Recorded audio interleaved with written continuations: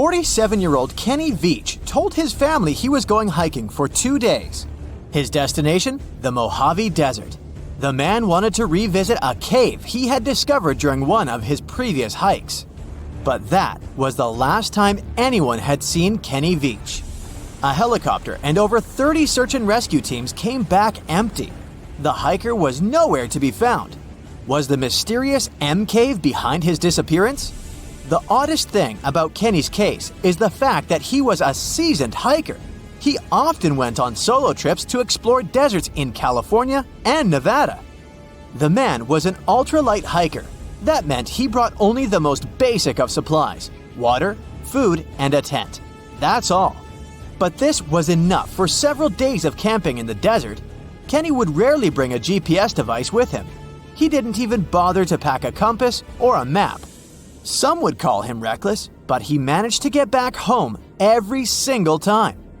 Kenny wasn't shy either. He had a YouTube channel where he regularly posted his adventures. He named his channel Snakebit McGee because he picked up snakes wherever he went. But Kenny also had another habit. He went into every cave he found in the desert. Now, he didn't post many videos.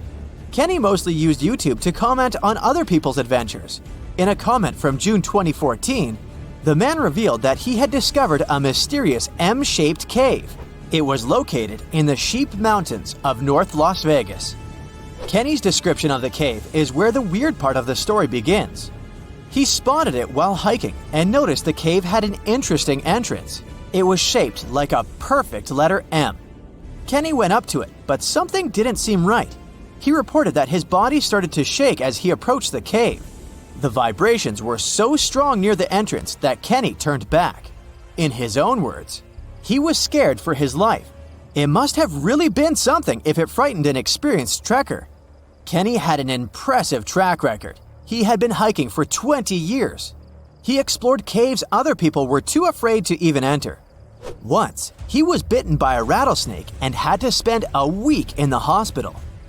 On his journeys, the man found skulls of all shapes and sizes, as well as old animal traps. Kenny slept on mountain peaks under the stars. One time, he hurt his leg on a mountaintop. He had to walk 20 miles back to his truck. It was 100 degrees Fahrenheit that day, and Kenny had 1 cup of water to keep him going. Kenny Veach was a true survivalist. But this one cave was a mystery to him. He admitted that he was totally unprepared that day. He had the tools to open a can, but not to fight the mysterious force that took over his body.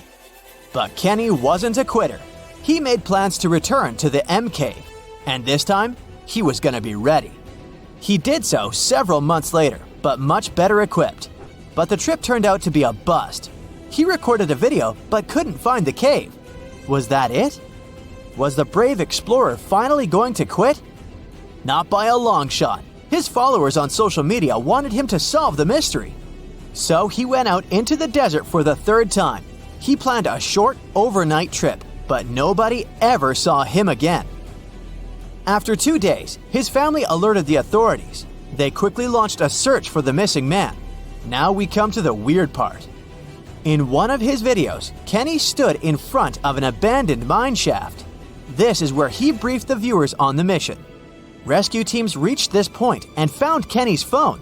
This was 10 days into the search, but the trail soon went cold. The rescuers feared the worst. They decided to send a camera down the shaft, but didn't find anything. For a full month, no one had any idea where Kenny was. And then, the mystery deepened.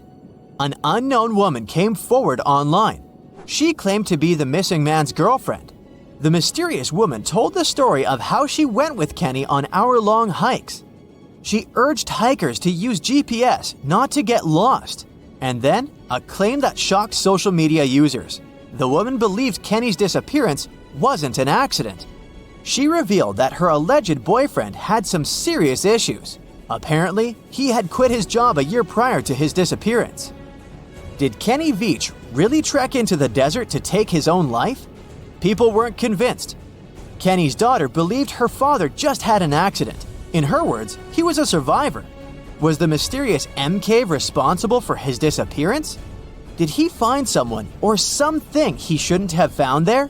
The questions linger, and so do the theories among the online community. Fellow hikers and YouTubers were determined to find the M Cave. This would solve Kenny Veach's mysterious disappearance once and for all. In 2021, one hiker got lucky. He claimed to have found the secretive M Cave. For safety reasons, the man couldn't reveal his exact location. The cave sits somewhere near Nevada State Route 375 East. The entrance to the cave really looked like an oversized letter M, just like Veach described it. But the shape is too hard to notice from ground level. Only when you look at it from above is the M shape visible. Who knows, hikers might have been walking past it for years without noticing the cave. Even Kenny couldn't locate the entrance the second time he went looking for it. The cave wasn't very deep, but there was something odd at the entrance. There appears to have been a straight line of rocks. Did someone try to wall off the entrance? And at the back of the cave, there was an even stranger find. Small pieces of wood were scattered along the floor. They looked a lot like 2x4s that are used in construction. Was there a door here once? The hiker found a nail sticking out of the stone. It could be part of a latch that was there some time ago. But the strangest part was the writing on the wall. Hatch or Veach? It's hard to tell. The hiker that discovered the cave didn't want to stay to find out. He left the cave in a hurry. No, it wasn't because he felt a strange vibration in his body like Kenny. He just didn't want to be in a desert cave in the middle of nowhere. This is the Mojave Desert, one of the most dangerous landscapes on Earth. Could this setting better explain how Kenny Veach disappeared without a trace in 2014? The desert's nickname is well-deserved. This is where scientists recorded the hottest temperature on the planet. 134 degrees Fahrenheit, and the average temperature during summer, just 113 degrees Fahrenheit, no sweat. But you'll also need a blanket. At night, the air temperatures drop well below freezing. Talk about a climate roller coaster. And the list of dangers doesn't end there. The driest and hottest place in the United States is home to dangerous animals. Mountain lions, venomous lizards, spiders, and wasps. You name it. Any one of these animals can end the life of an unsuspecting hiker. There is a reason why Kenny always wore snake guards when trekking. And then there are mine shafts. Local authorities strongly advise hikers not to enter them. These old mines from the 1800s are highly unstable. A person can easily fall down a hidden shaft. They also have pockets of bad air, which can suffocate a person. And remember the likable wildlife? They too live in these shafts. Rattlesnakes, scorpions, and black widow spiders. Kenny Veach could have easily fallen into one of these shafts, and there would be no help for him from miles around, since Nevada is one of the least populated states. So, what's the longest you can survive without looking at your phone or watch to check the time? My personal record is about 13 minutes. But someone has no trouble living without knowing the time for 63 days. In the summer of 1962, a French chap named Michel Siffre took off his watch and went down into a cave in the French Alps. The then 23-year-old spent the next couple of months in complete isolation and without seeing the sun. And that's how he accidentally became the founder of a whole field of science called chronobiology, or the study of biological rhythms. Michel's original plan was to study an underground glacier he had discovered earlier. He wanted to spend 15 days underground, but then thought it wouldn't be enough to do serious research and decided to stay there for 2 months in the dark. It wasn't the comfiest of vacations, as his feet were always wet, and his body temperature was way lower than usual. He spent his free time reading, writing, thinking about his future, and studying his surroundings. He also slept well and ate when he felt like it. There was a team waiting at the entrance of the cave. They agreed the scientist would let them know when he woke up, ate, and before going to sleep. The team wasn't allowed to contact him, just to record when he was sending signals to make sure he was safe and sound and keep track of his life cycle. Siffre also informed them of his pulse and counted from 1 to 120, 1 digit per second. And that's how they found out his perception of time was seriously off. It took him 5 minutes to finish that task instead of the regular 2 minutes. When the team told him it was time to get out of the cave, he was confident it was only August, but it was already the 14th of September. Sifra thinks it had to do with an almost total absence of light. He had just a little light bulb in the cave. It all felt like one long day to him, and his memory couldn't keep track of what he was doing yesterday or 2 days before. The most important result of his experiment was proving that people, just like animals, do have an internal clock that doesn't depend on the day and night cycles. Sifra didn't stop there and went on dozens of expeditions to spend some time inside caves. 10 years later, he started a 6-month experiment in Texas. All this helped him to find that when people don't have time cues, they switch to a 48-hour cycle, not the 24 one we're used to. It would be 36 hours of activity and 12 to 14 hours of sleep. NASA used the results of his experiments to help astronauts who had short-term memory issues after some time in isolation. Now, in 2021, a Spanish woman beat Sifra's cave record. Beatriz Flamini spent 500 days in a cave outside of Granada with basically no contact with the rest of the world. She insisted that the support crew wouldn't give her any news at all, even if something happened to her family members. The idea of this rough experiment was to test her own limits and also help scientists understand how staying in such extreme conditions affects the human mind and body. During the experiment called Time Cave, Flamini received food from a drop-off point and sent GoPro videos of herself to the support crew. They checked the footage to make sure she was physically and mentally fine. Flamini spent the entire time working out, reading books, painting, weaving, and making food. She didn't shower, but the support team took out her natural waste once every 5 days. At some point, flies filled the cave, but Flamini braved on and continued the experiment. Around day 300, she had to leave the cave and stay in a tent in isolation for about 8 days because of a technical issue. When 500 days elapsed, the support crew found Flamini sleeping. She had lost track of time completely and said it always felt like 4 a.m. to her. She didn't want to leave as she hadn't finished the book she was reading. Although she started hearing things that weren't real and had a strong craving for roast chicken, the extreme athlete never even considered leaving the time cave earlier than planned. Researchers from several Spanish universities will analyze the data from this unusual experiment. Intricate biological rhythms govern our lives, from the smallest cellular processes to the functioning of the entire body. These rhythms regulate various aspects of your physiology, including sleep patterns, body temperature, hormonal balance, metabolism, and cardiovascular activity. Many diseases get stronger during nighttime or in the morning. Shift work disrupts the balance between internal rhythms and external time, so scientists blame it for diseases. Jet lag is a good example of how your internal clock gets out of whack because you move to a different time zone. But light, especially when you catch it at certain times, can help reset your body clock. When you see light at the end of the night, it nudges your clock forward, and early evening light can push it back a bit. It takes about a day for your body to catch up with each hour of time difference. And since our natural body clock ticks around 24.2 hours, it's easier for us to adjust to longer days out west than shorter ones out east. That's why when athletes or researchers live underground for a while, they end up feeling like they're in a time warp. Back in the 70s, scientists found the circadian clock mechanism in a fruit fly. It has to do with different genes. One gene revs up the other, which then puts the brakes on the first gene, creating a swinging rhythm. During the day, when the sun's up, a photoreceptor tells certain parts of the loop to relax. There's a whole complex network of molecules and neurons making sure everything ticks just right.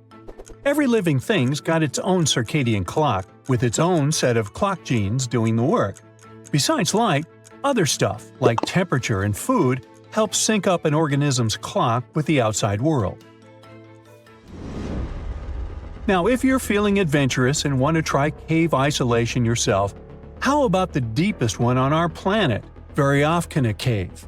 It only got this title in early 2018. It was explored step by step, deeper and deeper. The first expedition to this cave in the West Caucasus only explored around 5% of it, but it was already nearly 400 feet. It was obvious there was much more to this cave, with a small entrance diving into the limestone of Earth's crust. Expeditions from all over the world went back there until they finally reached the bottom.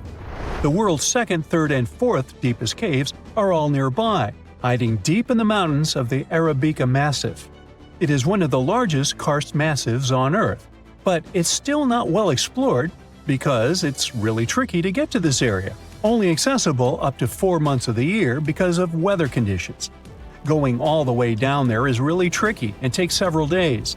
There are underwater waterfalls with near-freezing water, flooding, obstructed entrances, and other surprise dangers. So if you aren't ready for the deepest of them, you could go with the longest one.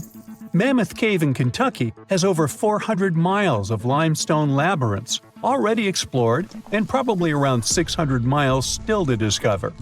Over 500,000 people visit the cave every year as part of organized tours.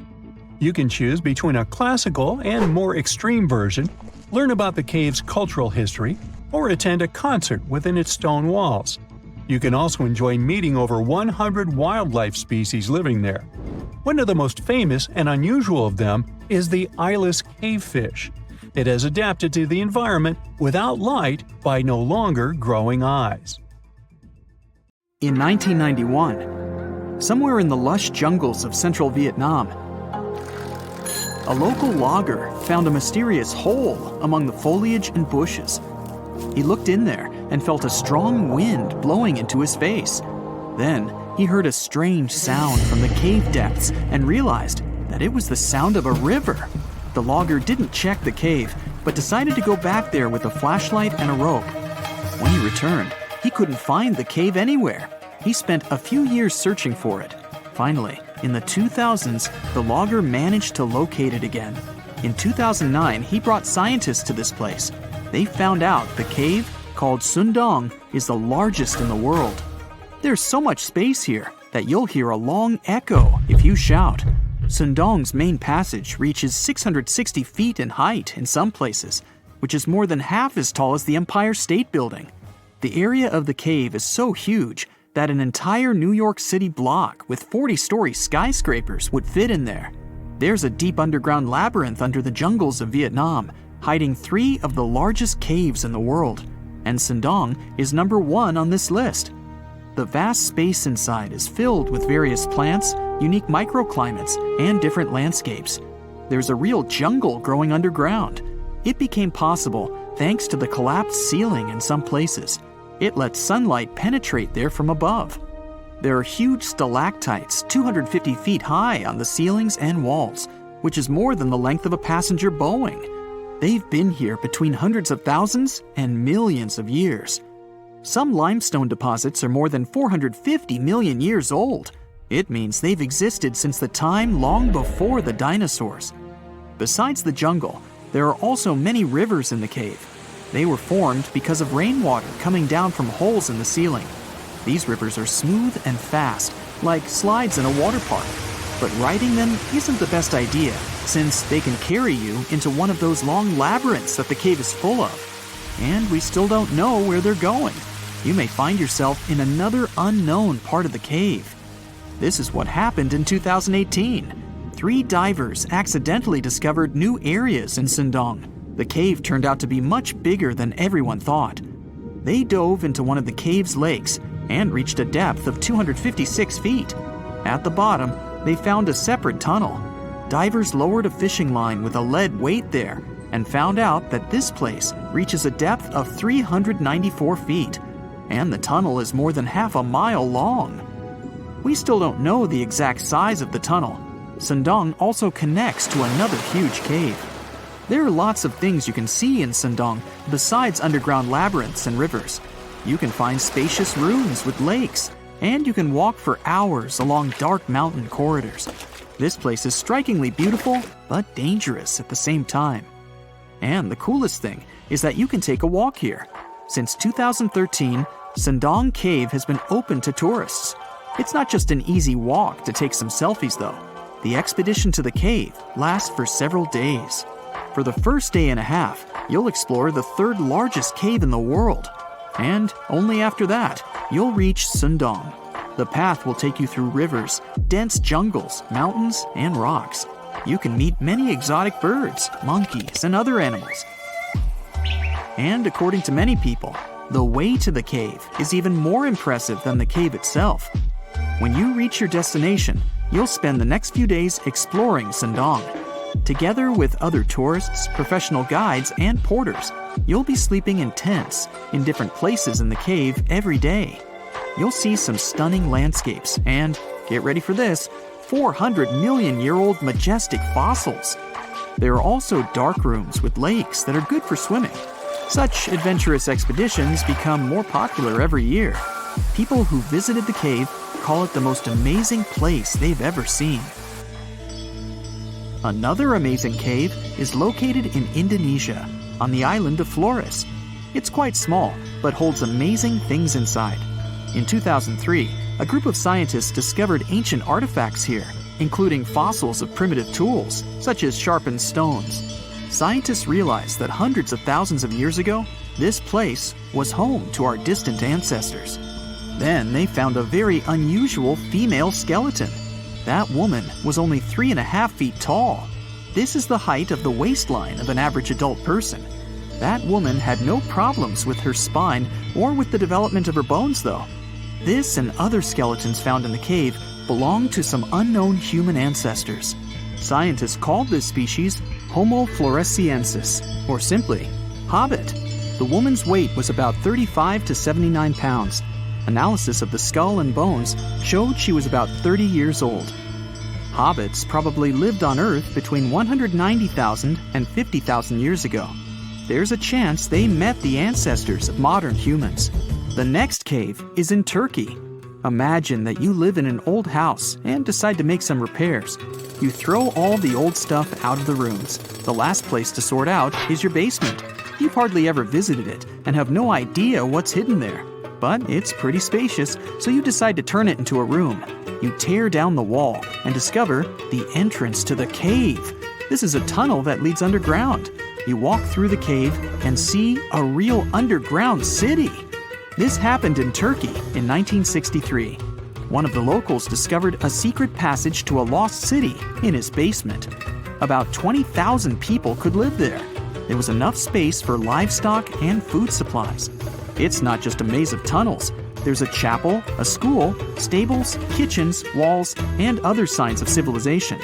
The city was built in the Byzantine era, in the years 780 through 1180. It's not the only one down there and is connected to many underground tunnels and towns that stretch for several miles.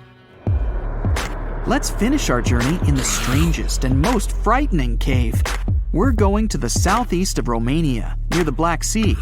Here, on a desolate wide plain, you can find a hole. This is a tunnel leading deep underground. The air inside the cave has high levels of hydrogen sulfide and carbon dioxide. Under normal conditions, the air we breathe contains around 20% oxygen, but it's only 10% here. You won't be able to breathe freely without an oxygen tank. The water and air here are poisoned. Almost no animals are able to live in such conditions, at least the ones we know about. And this cave is filled with 48 species of living organisms, 33 of which are new unknown species. Creeping things that live here can scare you, especially if you're afraid of bugs. Strange white snails and white spiders are crawling along the walls. An unknown species of leeches and transparent shrimp are swimming in the water. White millipedes with huge mustaches are creeping on the ground. Here you can also meet an unknown kind of scorpion with a transparent white body that doesn't look like any other kind of scorpion. Nothing here looks like ordinary animals at all. All creatures in the cave are white or transparent. They don't have eyes, but they have long paws and antennae whiskers that help to navigate in space. Plants can't live here without sunlight and clean air. This means that oxygen isn't produced in this place. So how do these creatures manage to survive? The answer is in the water. The surface of the lake, and puddles here, is covered with strangely moving foam. This substance is a living organism. It consists of 1 billion bacteria called autotrophs. Ordinary plants absorb carbon dioxide and use photosynthesis to produce oxygen. This cave is filled with carbon dioxide. Autotrophs absorb it and secrete tiny food particles. Bacteria feed on these particles. Larger organisms then feed on those bacteria, and so on. In the end, there's enough food for everyone. This process is called chemosynthesis. It's like photosynthesis, but uses water instead of sunlight in its chemical reactions. In this cave, evolution has created a completely unique biological system, separate from the rest of the world. Over millions of years, our planet has changed a lot. Ice ages, shifting tectonic plates, global floods, meteorites. Whole species of animals have come and gone over millennia. At some point in all of this, we humans came along. Now imagine a place that was cut off from the rest of the world for 5.5 million years, possibly much more. A place that no human had ever set foot in before. In 1986, we finally found it, Movile Cave. You head to the airport and buy a ticket to Romania. Next, you rent a car and drive southeast. You're looking for Constanța County, right near the Black Sea. Your phone says you're there, so you stop the car and look around. You're in the middle of a deserted field, nothing but a wide, lifeless plain. Then, you see it. A hole in the ground. As you move closer, you realize it's a shaft that leads deep down into the Earth's crust. Before you descend into the darkness, you take a rope, a hard hat, a powerful flashlight, and an oxygen tank. Don't forget to wear your protective suit and oxygen mask. You climb down slowly and look around. It's pitch dark below you, and you feel a little uneasy. But something's off. The darkness. It's not cold. Warm air wafts up from the depths. Finally, you feel the ground under your feet. You look around and see a lot of tunnels ahead that lead into the depths of the cave. The tunnels are covered with dry clay. Moving forward on all fours, you notice something. The air is getting warmer and wetter. You come out of a narrow tunnel and find yourself in a huge cave with a lake in the center. Now for the hard part, you have to dive in. The moment you get in the water, you get attacked by the smell of rotten eggs. You've just touched sulfide water, and now smelly hydrogen sulfide is everywhere. That's not all. The cave is also filled with carbon dioxide. Normal fresh air on the surface is about 20% oxygen, but here it's only 10%. Not enough for us to survive without our trusty oxygen tank. Still, all those other gases give you a nasty headache. You turn on your flashlight to full power and dive under. Somehow, you need to swim through these narrow underwater rifts. There are a lot of them. It looks like an underwater maze. You're a little worried, but your O2 tank is still pretty full. You squeeze through the rifts and finally find an open area. You freeze. From above, below, from all sides, you start to hear the sound of crawling creatures. The flashlight beam catches thousands of slippery, fast insects. This cave contains 48 species, 33 of which are completely new to us. Strange white snails crawl along the walls, and transparent shrimps, even small leeches, swim in the water. White centipedes with huge whiskers and transparent spiders shuffle around under your feet. There are even 2 species of scorpion, as if you weren't scared enough. Water scorpions, and another kind, as yet unidentified. It's not exactly your typical desert scorpion. Actually, nothing around here looks normal. All the creatures here are white or transparent. They don't have eyes, just long legs and whisker antennas that help them navigate in the watery darkness. It's a sci-fi director's paradise. You couldn't make this stuff up. The deeper you go into the cave, the less oxygen there is. Amazingly, there are even more small monsters running around. The air is all methane and carbon dioxide. These bizarre little things have never seen the sun, never been out of this cave. The spiders, scorpions, and leeches get hungry, right? They feed on smaller creatures, snails and worms. But what do the smallest creatures eat? Just then, you notice something very strange on the surface of the water. There's a gross white substance that looks like foam. You touch it carefully. It's like wet toilet paper, and it tears as soon as you touch it. But it's not foam or paper. It's billions of living organisms, bacteria, called autotrophs. These bacteria make food from carbon dioxide, but they don't make it from the air like plants or trees. They use water. It's called chemosynthesis. These tiny bacteria excrete their unused food, and bigger ones come along and eat it. Then the tiny snails and worms eat the big bacteria. A whole wacky, unique food cycle deep underground in a random cave in Romania. That's why you need that protective suit and mask. It's not just for your comfort and safety. Without the suit, you might accidentally leave behind some human bacteria from your skin or something. It could ruin the delicate balance of life in this underwater world. The underwater cave is too small and dangerous for expensive scientific equipment, so you grab a couple of samples of water, land, and air and get out of there as fast as possible. The cave hasn't been fully explored yet. The Romanian authorities don't allow just anyone to scuba dive on down there. Let's see in a few years. Who knows what else they'll find? You're back at your fancy lab, and you start to understand why that cave is such a big deal. The conditions in Movile are almost the same as in the first years of Earth's existence. Back then, our world was shielded from the sun by a dense atmosphere. It's actually possible that the microbes found in the cave are the same ones that were around way back when life began. These bacteria could turn out to be incredibly useful.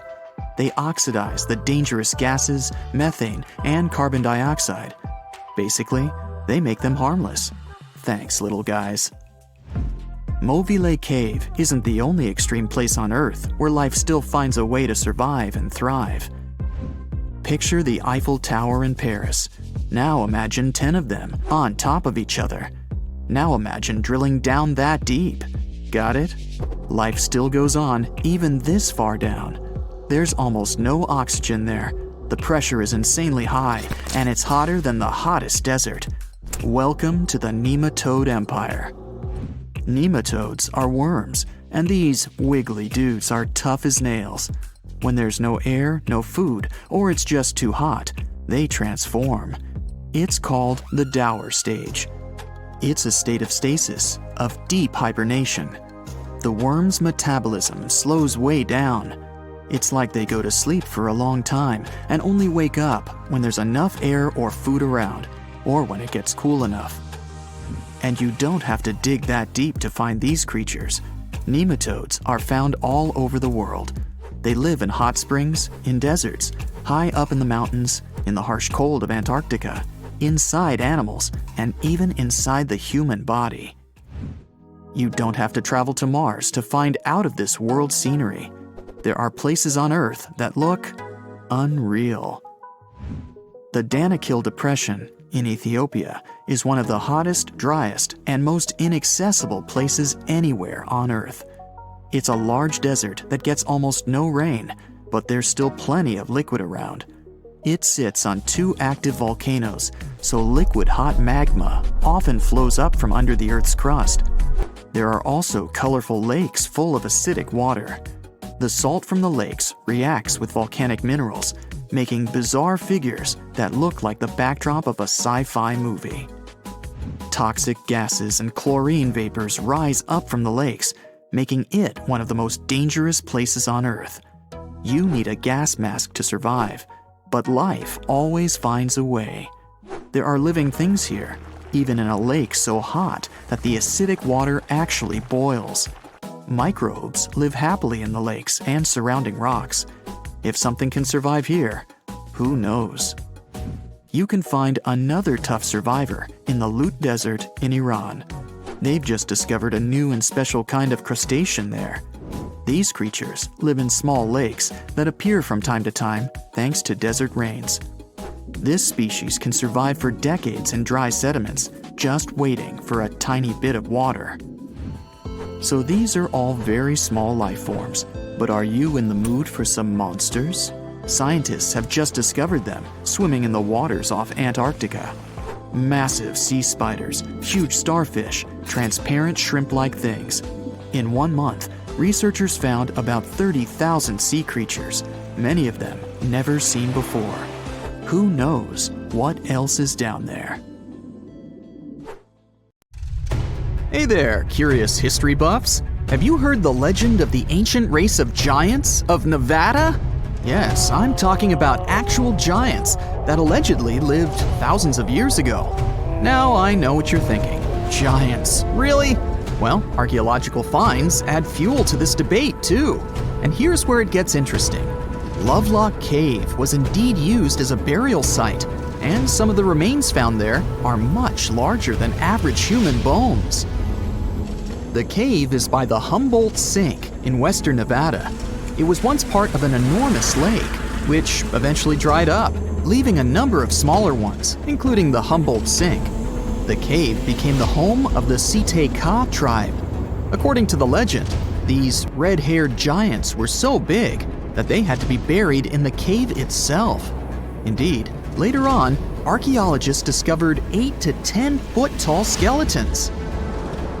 This legend started to unfold when a mining engineer named John T. Reed talked to the locals in 1886. Once Reed saw the cave, he knew he was onto something. The news spread soon, but the cave was attracting another type of attention too. The deposits of a fertilizer known as guano were discovered inside the cave. So a mining company began excavating the precious resource in 1911 and soon shipped more than 250 tons of the fertilizer to San Francisco. Unfortunately, some of the human remains and artifacts were neglected and lost in the mining process. This led to an official excavation in 1912 and 1924. After the top layer of guano had been mined, strange objects started to surface. Around the area, the earliest evidence of human habitation dates back about 4,000 years. The Lovelock culture lasted for some 3,000 years, and they left us with 10,000 stunning artifacts. The pits in the cave were like a series of time capsules hidden at different depths. Archaeologists determined the age of each pit by its depth. It turns out that many different groups used the cave for storage over a really long time, and the things they stored there give us a really cool glimpse into their cultures. It's like a giant ancient storage unit full of hidden treasures. What have the researchers found besides the giant bones, you might ask? Some other bodies were mummified using a method similar to the one applied by ancient Egyptians. These remains also had something in common with the bodies discovered as far south as Lake Titicaca. Both mummies had some red hair. Yet, there are scientists who believe this reddish hue is the result of the interaction with the environment in which the bodies stayed. So, while the story of the red-haired giants may be a wild and intriguing tale, not everyone is convinced. Some experts believe that the bones found in Lovelock Cave are simply the remains of prehistoric animals, like mammoths or sloths. But others insist that there's something more to the story. Other relics, such as finely crafted baskets and exquisite duck decoys made from tule fibers, were also found there. In any case, this cave is worth the attention it gets. By the way, you can still visit this cave today and see the pits of different depths with your own eyes. But let me tell you one thing, it's in a hot, dry, and isolated place. Archaeologists have made another discovery that seems to be straight out of a legend. They think they found the palace of the one and only Odysseus, who was the legendary Greek king of Ithaca and the hero of Homer's epic poem. Move over, Indiana Jones. We've got some real-life adventure happening here from around 1300 BCE. Apparently, this is the only palace mentioned in Homer's epic poems that hasn't been found. The excavations have been made on the Ionian Islands, and the view from the ruins found on the island of Ithaca are exactly as described in the Odyssey. says the professor who led the excavation team. Known to the ancient Romans as Ulysses, the Greek hero took 10 years to return home to Ithaca after the fall of Troy. For many years, Homer's other epic, called the Iliad, which tells the story of the protracted siege of Troy by the Greeks, was regarded as a myth too. But then, in the 1870s, Troy was rediscovered in modern-day Turkey's Çanakkale city. So, if they found Troy, who's to say they couldn't find Odysseus' home? The researchers were following Homer's words as a roadmap. The excavation site has a building complex with 2 levels. It has important finds, such as storerooms and workshops, a complicated drainage system, and fragments of pottery. It also has a well from the 8th century BCE, which is around the time when Odysseus is believed to have been the king. Yet, not everyone is convinced that the team has actually discovered the home of Odysseus. A British researcher named Robert Biddlestone insists that Homer's description of ancient Ithaca isn't very similar to the island that now has its name, and that Odysseus' kingdom was actually on the Isle of Cephalonia. However, Italian archaeologist Adriano La Regina might have a more realistic approach to this debate. He says that whether this find has a connection to Ulysses or not, what's more important is the discovery of this royal palace. Once upon a time, in a land far away, the Klamath Indians spread a legend about the creation of Crater Lake. Okay, maybe this land is not that far away, and it still exists. You can find it in south central Oregon, in the western United States. Anyway, the legend has it that this lake was formed in a vicious battle between 2 volcanoes, Mount Mazama and Mount Shasta. Then the spirits of Earth and the Sky, which are Lao, who ruled the below world, and Skell, the chief of the above world, joined the fight. It turned into a geological drama. During the battle, darkness veiled the land. The fight was over when Mount Mazama collapsed and sent Lao back into the underworld. Then the rain filled the pit and created a lake in the place where the mountain had once stood. Flash forward to our time. Scientists have discovered that Mount Mazama did erupt 7,700 years ago. Artifacts found in the area prove that the legend indeed contains some details about the explosion. The tale says that red-hot rocks were flying through the sky. This happened during the volcanic eruption that caused the mountain to collapse. This created the volcanic caldera, which later on got filled with water. What makes this legend came true story unusual is how long it has existed. According to researchers, these types of verbal stories lose their credibility within 600 to 700 years. That's why the legend about the creation of Crater Lake is so unique. So many generations, for hundreds of years, have been accurately passing down the information. This volcanic crater lake is now in a national park. It's famous for its deep blue color. The water in it is extremely clear.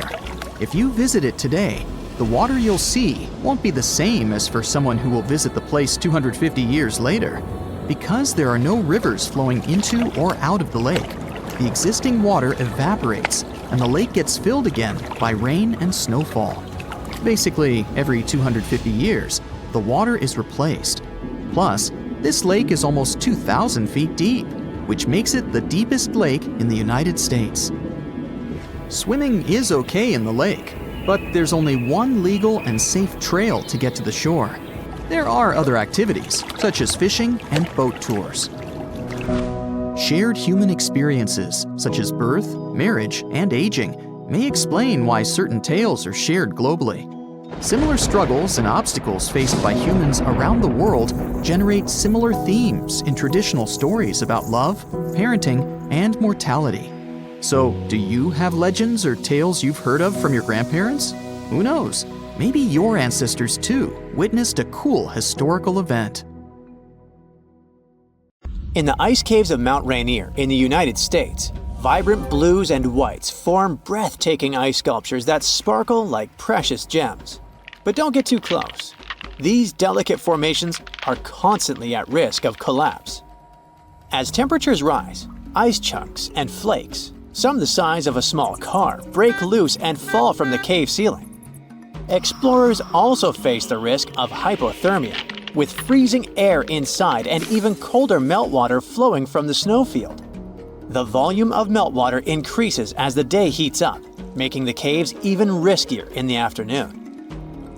If you dive into this strange pond in Norway, known as Plura, and swim around for around 1/3 of a mile, you will emerge into a long, colorful cave where limestone and marble formations form narrow and edgy passageways. If you are an okay diver, who does it just for fun, you can end your exploration there. But this cave system is the deepest in Northern Europe, so highly trained and experienced divers can continue exploring the course, which quickly plunges much deeper through pitch-black, ice-cold water, becoming narrow and difficult. In winter, temperatures drop to around 36 degrees Fahrenheit. Sadly, tragic incidents have marked this cave's history, as lost divers have faced perilous retrieval efforts. Jacob's Well in Texas looks like a calm 12-foot swimming hole, inviting and refreshing.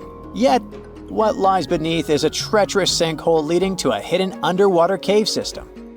The dark, secretive depths beneath the placid water descend vertically for about 30 feet, then continue downward at an angle through a series of silted chambers separated by narrow restrictions, finally reaching an average depth of 120 feet, which is about the height of a Ferris wheel. Despite its pretty appearance, the well claimed 9 lives between the 1960s and the 1980s, but some people speculate that the actual number could be higher. This is why these dark, secretive depths are still known as some of the most dangerous diving locations in the United States. As we dive deeper into the earth, we find ourselves in Verkhovnica Cave in Georgia, known for being the deepest cave in the world. It is over 7,000 feet deep, plunging into the unknown, where there is a real risk of deadly floods from underground sources. At the deepest level you can reach, there's a stunning turquoise lake surrounded by jet-black limestone. It is described as a beautiful yet eerie spot that can quickly turn into a scenario where you need to fight for survival. When storms and thunder hit, the roar inside the cave is almost deafening, and the water floods rise really fast. When this happens, explorers cannot afford to wait. They must find a way out immediately. The thing is, caves and storms together are a seriously dangerous mix. Take, for example, the event that occurred in 2018 that had the whole world glued to the news. 12 boys from a junior soccer team went exploring in Thailand's Chiang Rai province with their coach. They raced their bicycles up into the forested hills to reach the Tam Long Cave. In high spirits, they clambered into the cave with just their torches, planning to stay for only about an hour. But they didn't emerge until 2 weeks later. That's because right after they entered there, heavy rainfall began, partially flooding the cave system, blocking their way out, and trapping them deep inside. This is how the world learned about the real dangers of the Tam Long Cave. The Kidam Caves, located in Mount Elgon National Park in Kenya, is considered one of the most dangerous caves in the world. The cavern walls are covered in scuffs and marks that appear to have been made by miners searching for gems or gold. But later, it was discovered that those strange marks were actually made by elephants that go inside and mine the rock, seeking its sodium-rich salts. Although it is interesting, that's not the reason the cave is so frightening. It turns out these caves have a long history of being a breeding ground for some of the most fatal viruses in human history. Just to be safe, it's best to stay far away from there. In Mexico, the Nika mine offers a jaw-dropping spectacle of gigantic crystals towering over visitors. This otherworldly landscape is more than just a visual marvel. It's also bathed in extreme heat, with temperatures rising as high as 136 degrees Fahrenheit. Additionally, the air in the cave has 90 to 99% humidity, making the environment feel even more unbearably hot. But before you start making travel plans to visit this amazing natural site, keep in mind that this cave is completely off limits to tourists. Only scientists with special permission can enter, and they must wear protective gear. Our next stop is in New Zealand, where you can find the Cathedral Cave, which is actually two connected limestone sea caves located on Waipati Beach. With 600 feet of tunnels reaching impressive heights of 98 feet, these caves are among the most remarkable sea cave complexes in the world. And they were formed after waves hit the same spot over thousands of years. The caves earned their name thanks to their acoustics, which are so good that they remind of those in a cathedral. However, you cannot test your singing skills at just any time, as it's only safe to visit during low tide. To avoid danger, visitors are only allowed when weather, sea swell, and tides are favorable. If you're not a fan of bats, you should definitely stay far away from Bracken Cave, located in Texas. During the summer, this dark hole becomes home to the largest colony of bats in the world. I'm talking about around 20 million Mexican free-tailed bats roosting there from March to October.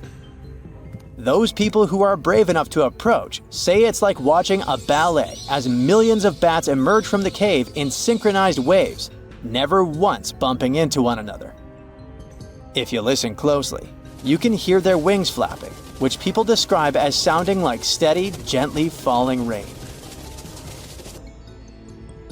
Now we arrive at Cueva de los Teos, which is known for an enigma that has intrigued explorers for decades. Located in the Andean jungle of southeastern Ecuador, this cave can only be accessed through a narrow 230-foot vertical drop known as the chimney. Inside, explorers find a labyrinth world of chambers the size of large buildings, connected by narrow galleries and impressive halls, some of which are pierced by jagged stalactites and stalagmites. If that isn't enough to make your heart race, wait. Cueva de los Teos is rumored to contain ancient artifacts and secrets from civilizations long past. Some say it holds a metal library with golden plates engraved with a previously unknown history of humankind. Others believe that the tunnels are too perfect to be natural, suggesting they must have been created by ancient people, possibly with the help of extraterrestrial technology. These rumors have spurred many expeditions to the cave, including one led by Neil Armstrong. Yes, that Neil Armstrong, who sought to uncover its mysteries. To this day, however, the cave has kept its secrets well hidden. Just like Cueva de los Teos, the final cave on our list isn't particularly dangerous, but it'll certainly send chills down your spine. I mean, look at this stone wall, completely covered by hand shapes. What seems like something out of a horror movie is actually the Cueva de los Manos in Argentina. The name means Cave of the Hands in English, and getting to these prehistoric hand paintings made about 13,000 years ago is no small feat. The most adventurous travelers take a 1.5-hour hike through rugged terrain to reach it.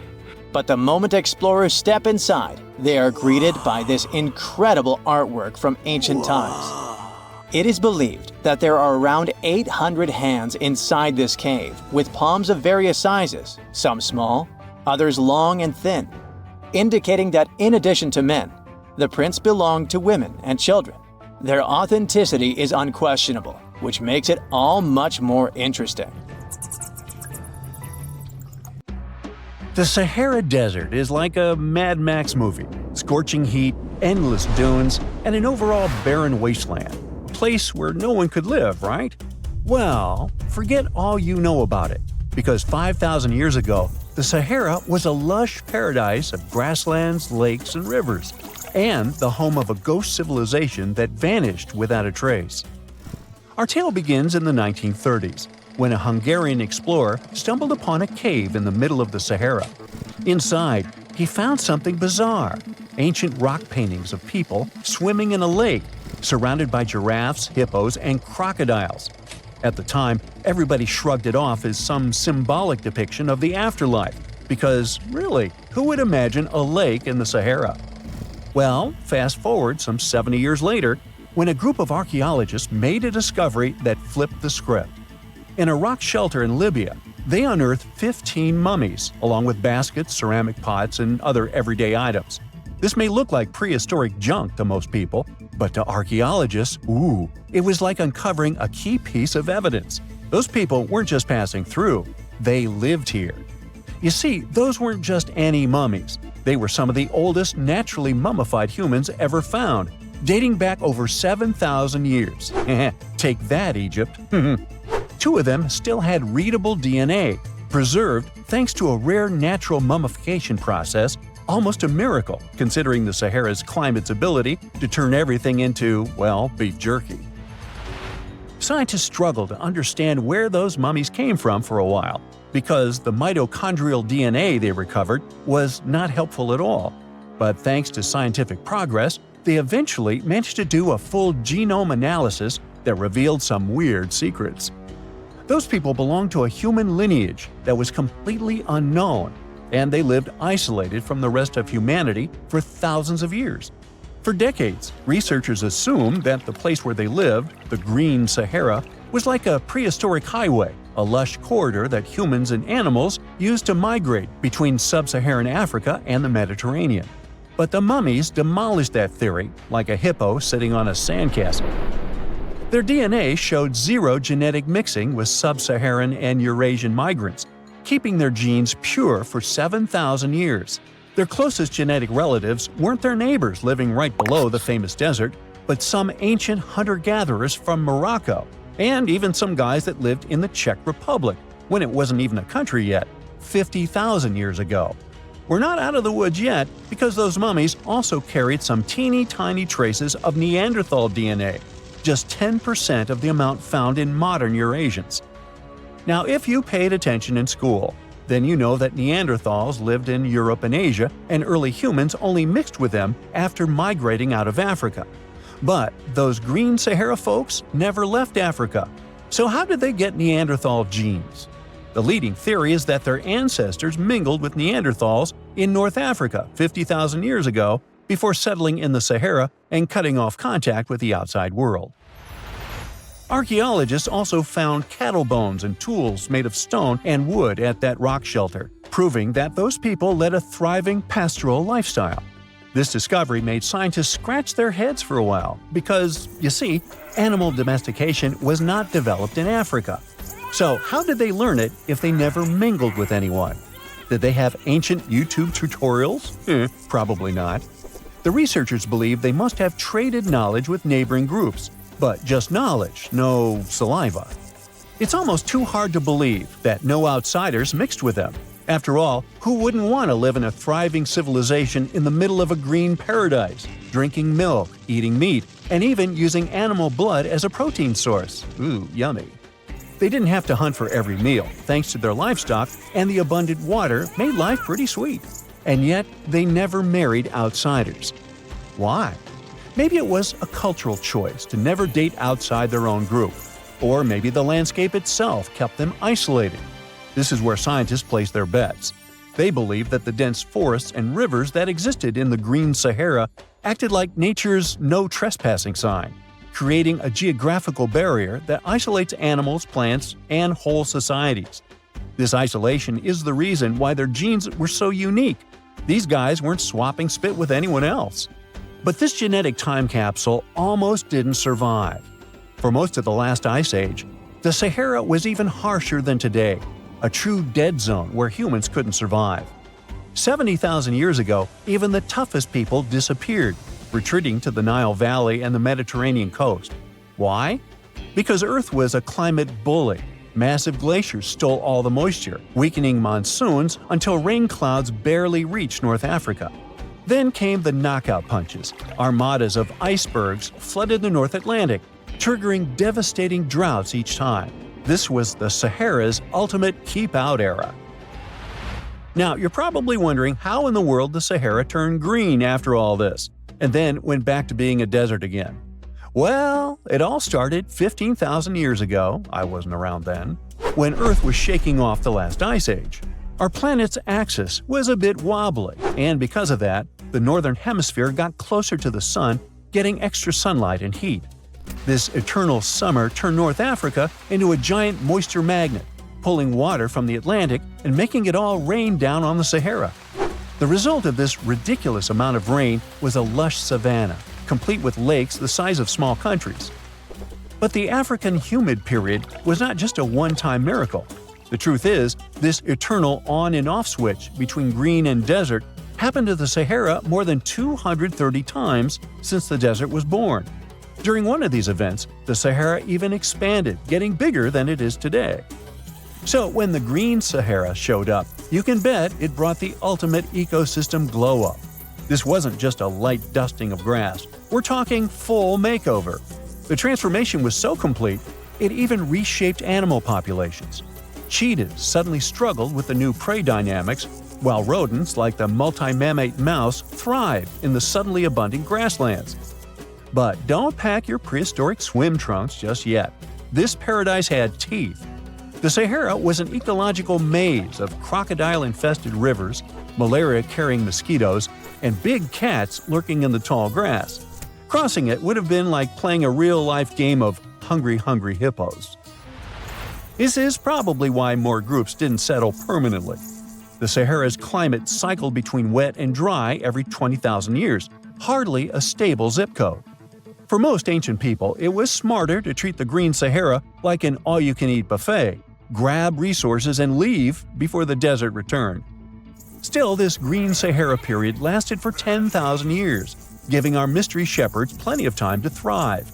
But around 5,000 years ago, Earth's axis shifted again, the rains moved away, and the Sahara dried up faster than a puddle in July. As the desert returned, the shepherds from the green Sahara had no choice but to pack up their livestock and leave. Some researchers believe they migrated toward the Nile, laying the groundwork for ancient Egypt, so I guess their legacy lives on. Besides, their pure lineage may be extinct by now, but some faint genes of the mummies can still be found in the people that live in North Africa today. But the introvert mummies were not the only ones using the green Sahara as an Airbnb. They actually had neighbors just around the corner, in a lakeside village in Niger to be exact. Those people thrived for 5,000 years and left behind the oldest Sahara Desert cemetery, including a man buried in a turtle shell, a grinning Halloween man with filed teeth, and a heartbreaking family embrace frozen in time, victims of the very waters that sustained them. Eventually, those people disappeared too, just like it happened to our antisocial friends. This proves that this desert outsmarts everyone, with a landscape that gives paradise with one hand and takes it away with the other. Zoom into Los Angeles on Google Earth, and things start to get strange real fast. Just off the side of the freeway, you'll see the word HELP spelled out in massive white letters. Not once, not twice, but several times. These bone-chilling messages got people on Reddit spiraling with theories. Some say it's a desperate cry for help from someone trapped. Others think it might be a form of digital graffiti, or even a prank. But what makes it even creepier is that nobody has officially claimed responsibility. No urban artists, no city workers. But before you think that maybe someone still needs our help, authorities have assured that's not the case. After all, those markings have been up there for about a year. Head over to Valencia, Spain, and you'll see something straight out of a twisted fairy tale. A giant figure sprawled across the ground, like it crash-landed right in the middle of a plaza. But this isn't a fallen titan. It's Gulliver Park, and this massive figure, stretching roughly 230 feet long, was designed to look like the character from Jonathan Swift's novel. So, does it look like him? Hard to say, but one thing's for sure. From above, this Spanish Gulliver is downright eerie. Let's stay with the giant's theme a little longer, but this time things get weirder. Deep in the dense forests of Brazil, there's a lagoon shaped exactly like a human body. From above, it looks like someone carved the outline of a person and then filled it with water. It has everything: 2 arms, 2 legs, even a head. So yeah, it's definitely not natural, but why did someone construct it? Well, we may never know, because this place isn't open to the public, and the only way to see it is from the sky. In southern Algeria, we can find a geological formation that looks like an eye. It's so stunning that it seems to belong on another planet. The orange and blue colors are so intense and unnatural looking that people online have wondered if this is a volcano, a meteor impact site, or even some kind of extraterrestrial base. But the mystery remains. Speaking of stunning and kind of creepy formations, let's fly over to the United States. More precisely, right in the middle of Yellowstone National Park. The Grand Prismatic Spring is the largest hot spring in the country, and from above, it's unreal. A glowing center of bright turquoise fades into rings of neon green, yellow, and orange. But those intense colors actually come from heat-loving bacteria that thrive around the boiling water. It's definitely beautiful, but also the kind of place you wouldn't want to fall into. This spring reaches temperatures of up to 160 degrees Fahrenheit. You probably know the Nazca lines, those massive geoglyphs etched into the desert of southern Peru showing animals, shapes, and symbols that date back over 2,000 years. But now, can someone explain what this giant crab is doing in Chile? Yep. Google Earth reveals what looks like a huge crab carved into the desert floor. Claws up, legs out, and everything. No official explanation, no tourist signs, no ancient civilization credited with it. It's just there. And it's big. Sometimes, huge animals aren't drawn into the sand. They're sculpted in full-on 3D. In Wales, if you open up Google Earth and zoom in on a former coal mining site in Caerphilly, you'll find something massive carved right into the hillside. It's called Sultan the Pit Pony, a sculpture longer than 2 football fields. From above, it looks powerful, but it's also a little haunting. Let's explore Mount Rushmore using satellite images. Switch on 3D view and wait, what's that? Is that a door? Well, apparently, not everything mysterious on Google Earth is out in the open. Tucked away behind those giant faces, there's a hidden entrance carved right into the mountain.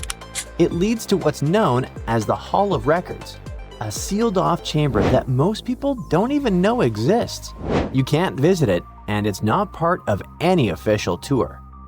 Sometimes our brains play tricks on us. It's called pareidolia. That weird little glitch where we see faces in clouds, sockets, or even a slice of burnt toast. And once you know what it is, you'll start spotting it everywhere. Like this next one, an island in the Red Sea that, from above, looks exactly like a human face with a cool beard. Here's another example of pareidolia. And this one's chilling, literally. In Antarctica, one of the most remote places on Earth, you can spot what looks like a massive face carved into the ice. It's probably just a coincidence of shadows, ice, and erosion, but still, it's pretty creepy. We also have this other image. At first, it looks like a deep crack in the ice, but if you pay close attention, right in the middle of it, there's what looks like an eerie eye staring straight at us. It's as if a giant is trapped beneath the surface, just waiting to be set free. And because Antarctica clearly loves keeping secrets, here's another one. A perfect square. Okay, an almost perfect square located in the middle of nowhere. Straight edges, clean corners, and totally out of place in the middle of all that ice. There are no nearby buildings, no signs of human activity, and no obvious reason for it to exist. Some people think it might be the entrance to something hidden underground. Others say it's just ice shifting in a weird way. But when you see it on Google Earth, it's hard not to feel like it was made on purpose. From far away, this scenario looks like a bunch of scattered rocks. Maybe some old ruins, nothing too unusual. But zoom in, and the scene gets much more macabre. This is the end of the world cinema. Tucked away in the middle of the Sinai Desert in Egypt.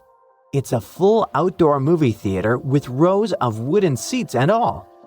According to reports, a Frenchman tried to set up a theater experience in the middle of nowhere back in the 90s, but it never worked. But now it just sits there, sun-faded and abandoned. like it's part of a post-apocalyptic film. You can see 3 nearly perfect circles, and they look like giant whirlpools. Some people online say it's just the trail left by a boat. Others think it might be debris. But the most fun theory by far is that this is a giant squid. Do you see it too? Let's keep things strange. Somewhere off the coast in the Caribbean Sea, on a tiny island with no name, there's a helicopter pad.